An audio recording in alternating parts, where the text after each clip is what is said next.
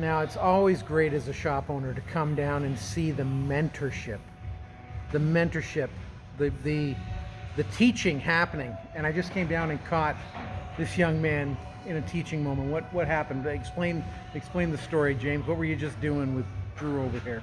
Oh, I was just walking past. Drew's working on this vehicle here, doing lots of front end work. Let's go take a look. Yeah, Let's go go take a peek. look together.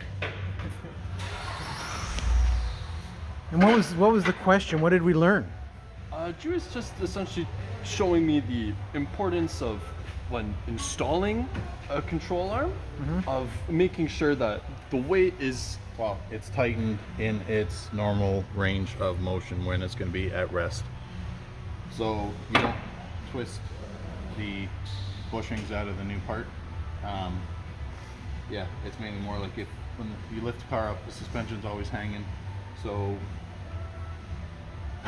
if you tighten it all down when the suspension's hanging, you load it up, your bushings are already twisted, preloaded, and they'll prematurely wear out. So in this way, you just take the extra step, pull the axle out, so you get all kinds of movement over here. Your axle or your lower control arm will always be generally in this area here, tighten, and then that's when you reinstall everything, so you don't prematurely wear out the bushings on your brand new control arms. That is awesome. Now the big question is, did you know that? We've discussed in school, but never seen in practice here like this, and it's good. I know that there's other possible ways to do, but we always want to do the best way, best for the part, and the best for the car. The right way. The right way.